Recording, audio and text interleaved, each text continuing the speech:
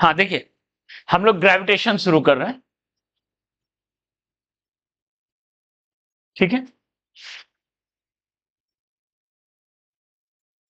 Gravitation में पहला part जो हम लोग डिस्कस करेंगे, जिसको आप लोग पढ़ते आ रहे हो, Newton's law of gravitation.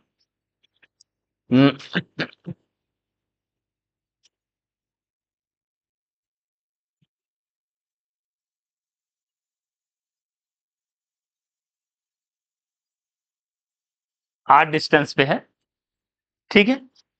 M2 M1 को अट्रैक्ट करेगा, फोर्स ऑन 1/2, फोर्स ऑन 2/1, ये सब सबस्क्रिप्ट आपको पता है, ठीक है। ये दोनों वैल्यू जो होता है directly proportional to product of mass, inversely proportional to distance का स्क्वायर, दोनों को मिला दिए रिजल्ट, एक का नाम एक्शन तो एक को रिएक्शन, ठीक है। M2/r², ठीक है, ठीक है। 1/r² है, इसलिए जो है इसको कहते हैं इनवर्स स्क्वायर फोर्स। इनवर्स क्योंकि आर नीचे है, इनवर्स स्क्वायर अट्रैक्टिव फोर्स,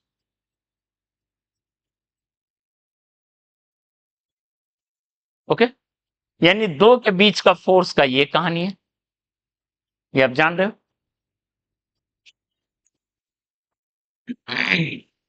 जहां कैपिटल जी को कहते हैं, क्या कहते हैं कैपिटल जी को? Universal gravitational constant. जैसा आप पहले से जानते हो, 6.67 10⁻11 न्यूटन मीटर स्क्वायर पर केजी स्क्वायर, ठीक है। जी का डायमेंशन आप लोग लिख लेना कितना होता है, ऑलरेडी बताया जा चुका है, M-1 L कुछ होता है, ठीक है। हमको खुद याद नहीं है, ओके, पर याद रहना चाहिए, सबको याद रहना चाहिए, ओके। डन। यूनिवर्सल कांस्टेंट है। अब देखो, ध्यान दो,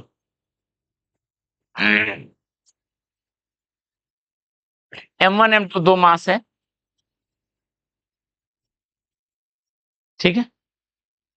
आइसोलेटेड सिस्टम है और कुछ नहीं है, बस यही दोनों सिस्टम है।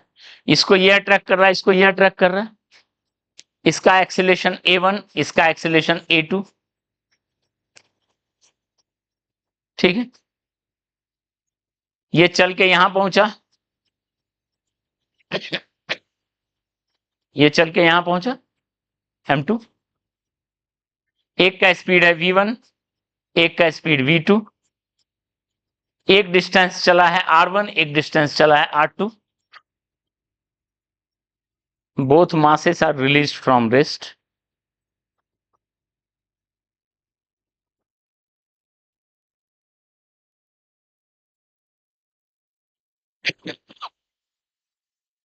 दोनों मास को रेस्ट से रिलीज किए, अट्रैक्ट कर रहा है, ठीक है, ओके। तब आप यहां पर जज कर सकते हो, क्या देखो, एक का एक्सीलरेशन A1 क्या लिखेंगे?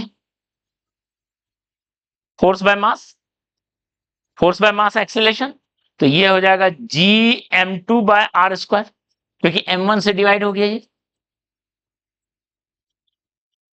A2 किसके इक्वल होगा बताओ? F21/m2, यानी Gm1/r² होगा क्या?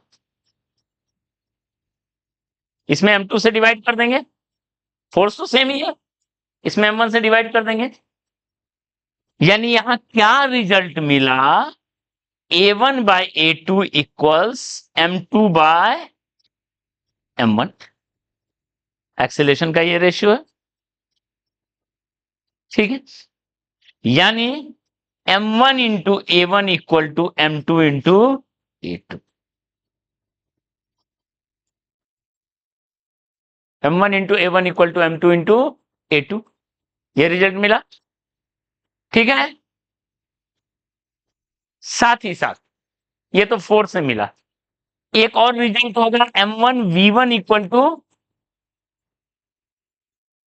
Conservation of angular linear momentum, already जानते हो।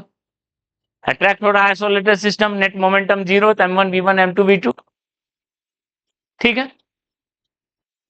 तीनों रिलेशन यहां काम करेगा। m1 r1 इक्वल टू,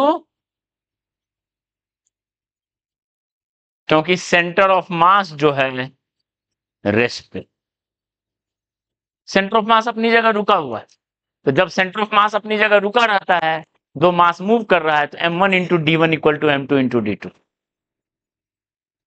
इसका रीजन है centre of mass at rest. इसका रीजन है फोर्सेस आर इक्वल।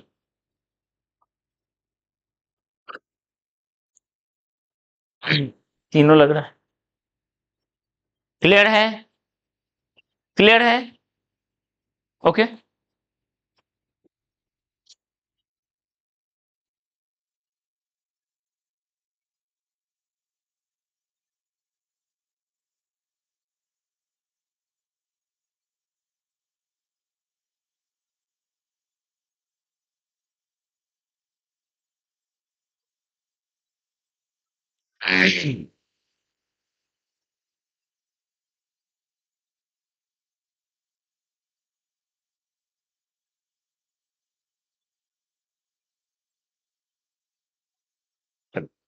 आगे बढ़ते हैं।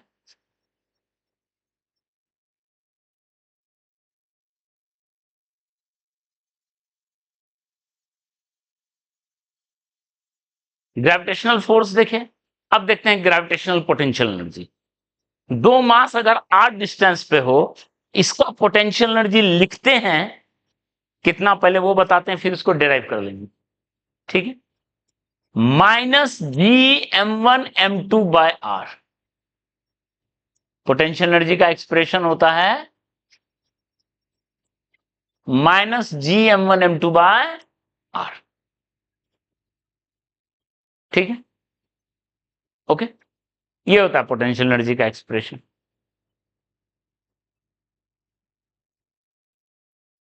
अब एक एक पॉइंट, क्यों पोटेंशियल एनर्जी लिख रहे हैं? वही फोर्स का पोटेंशियल एनर्जी लिखा जाता है जो फोर्स कंजर्वेटिव नेचर का होता है। Force is conservative.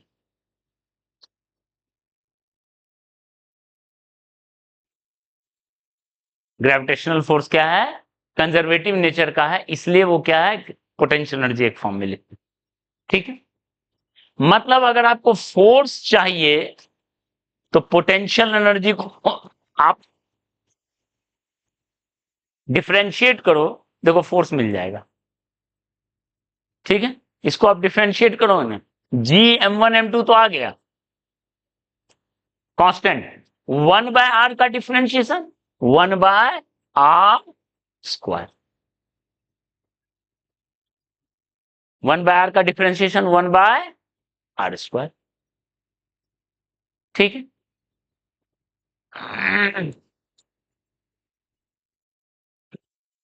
आर बढ़ने पे, अब अगला पॉइंट, आर बढ़ने पे पोटेंशियल एनर्जी बढ़ेगा या घटेगा? बढ़ेगा, आगे में नेगेटिव साइन है। आर बढ़ेगा तो ये वैल्यू घटेगा, लेकिन आगे में माइनस है ना, तो पोटेंशियल एनर्जी बढ़ेगा। और आर घटने पे पोटेंशियल एनर्जी घटेगा, आगे में माइनस साइन, ठीक है। और इसको आप ऐसे भी समझ सकते हो, देखो दो मास है, ऐसे अट्रैक्शन हो रहा है, अट्रैक्शन हो रहा है, तो जो नेचुरल प्रोसेस है, जब ये नेचुरल प्रोसेस के अलोंग मूव करता है, को फॉलो करते हुए मूव करता है, जैसे एक ब्लॉक है, ब्लॉक को ऊपर ले जाओ, उसका नेचर नहीं ऊपर जाने का, नेचर है नीचे आने का। नीचे आता है तो पोटेंशियल एनर्जी घटता है, ऊपर जाता है तो पोटेंशियल एनर्जी बढ़ता है। जब भी नेचर के अगेंस्ट जाता है तो पोटेंशियल एनर्जी बढ़ता है, और नेचर के अलोंग चलता है तो पोटेंशियल एनर्जी घटता है। तो बताओ ना, अट्रैक्शन है तो आर अगर घट रहा है, नजदीक आ रहा है नेचर के अलोंग, तो पोटेंशियल एनर्जी क्या होगा? घटेगा, और आर बढ़ रहा है तो पोटेंशियल एनर्जी बढ़े, नेचुरल, वो समझ सकते हो, ठीक है। उसके बाद आर टेंडिंग टू इंफिनिटी, मतलब when masses are far apart,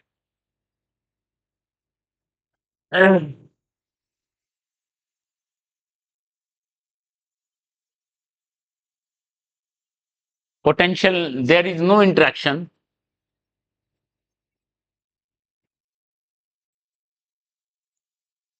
potential energy tending to zero। ये है पोटेंशियल एनर्जी का expression, okay.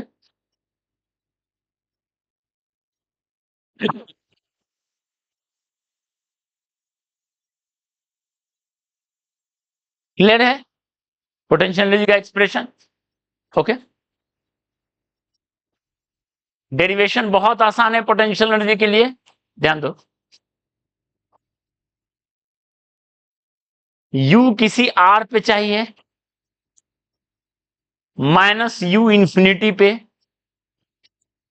Equal to, potential energy कैसे आता था, फोर्स को इंटीग्रेट करते हैं,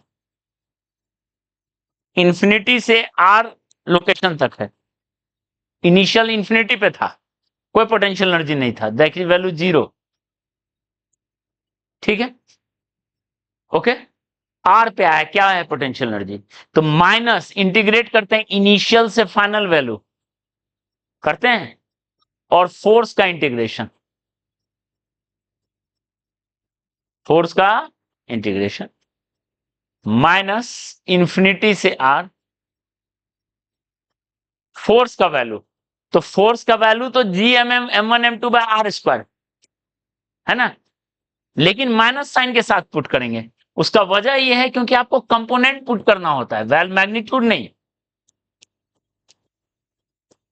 F R is radial component of force,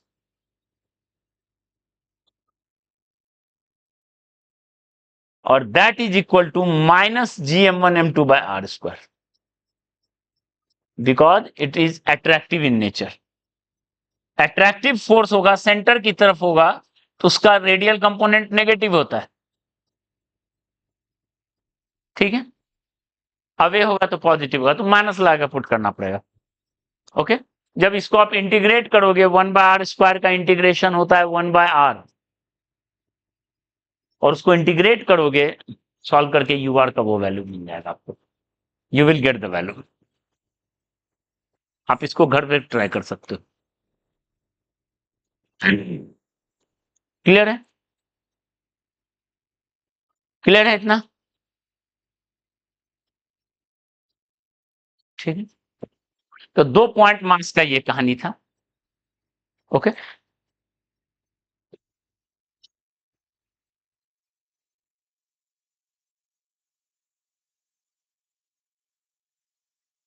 एक मिनट,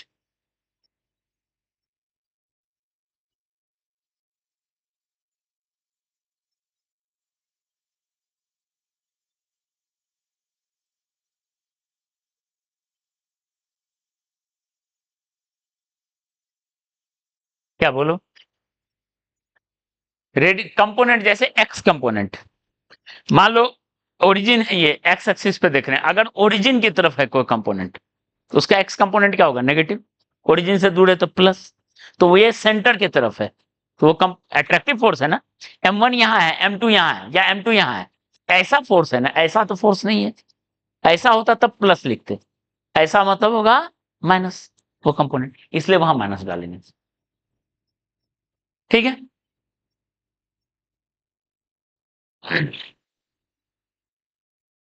चलो अब देखते हैं, 2 पॉइंट मास का ये कहानी सीख लिए, ध्यान दो इधर। अब हम देखते हैं एक पॉइंट मास और एक सॉलिड स्फीयर के बीच का क्या फोर्स है, ठीक है। और ये ज्यादा जरूरी है, क्यों, जैसे अर्थ और ब्लॉक का देखते हैं कितना फोर्स है, अर्थ या एक बॉल के बीच फोर्स, तो अर्थ एक सॉलिड स्फीयर है, एक प्लैनेट सॉलिड स्फीयर है, और बॉल एक पॉइंट मास है, इसके बीच फोर्स ऑफ इंटरेक्शन कैसा है ये ध्यान दो। ये सॉलिड स्फीयर है,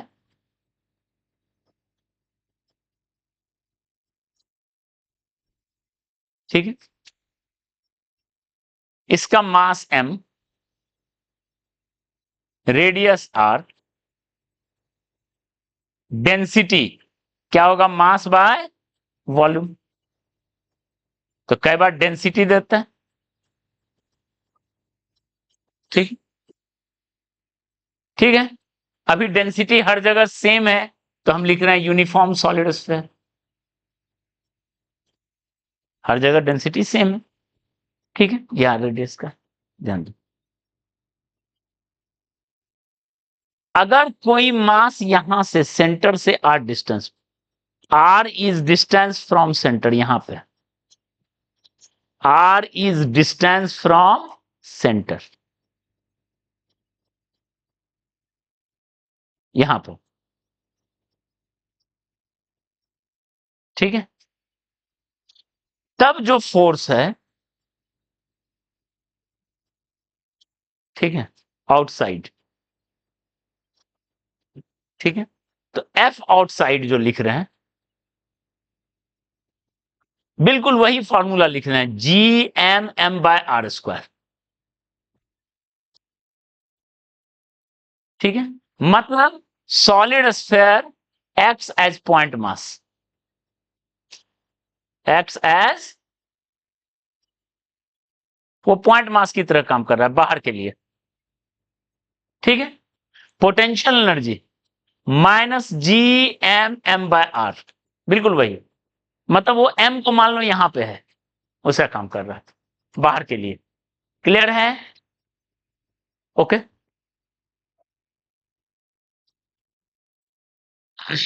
अगर एम अंदर में, इसको अट्रैक्ट कर रहा, ठीक है, ओके, इनसाइड, तो फॉर्मूला थोड़ा बदल जाता है, वो होता है जी एम एम, आर ऊपर हो जाता है, आर हमेशा है डिस्टेंस फ्रॉम सेंटर, ये हो गया आर, देख लो ये हो गया आर, यहां ये हो गया आर, आर हमेशा जो स्मॉल आर है वो होता है डिस्टेंस फ्रॉम सेंटर, ये ध्यान रखिएगा, सेंटर, सेंटर ऑफ स्फीयर, ठीक है। तो इनसाइड में ये फॉर्मूला है, G M M R by R cube, मतलब ये प्रोपोर्शनल टू आर, और ये inversely proportional to R square, ठीक है, वहां inversely proportional to R square है, यानी अगर आर बढ़ेगा तो फोर्स घटेगा,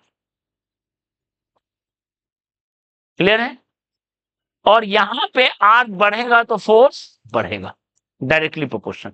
अगर इनसाइड में है और सेंटर से दूर चल रहा है तो फोर्स बढ़ रहा है, और बाहर में है सेंटर से दूर चल रहा है तो फोर्स घट रहा है, ठीक है।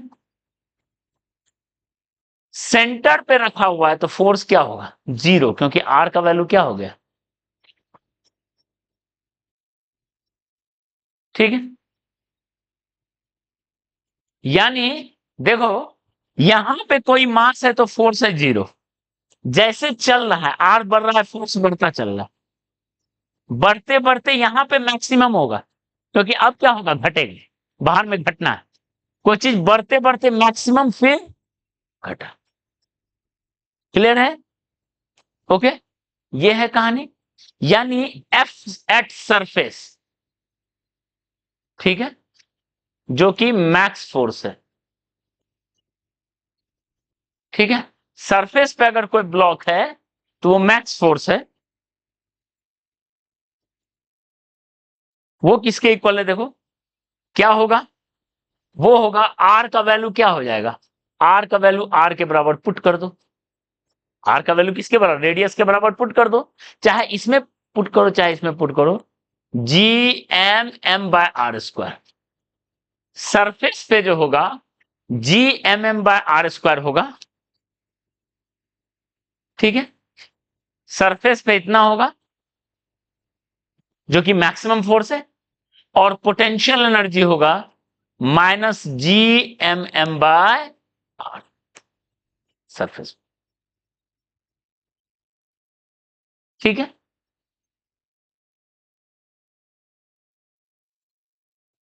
ओके, ठीक है, इसको नोट कीजिए जल्दी से।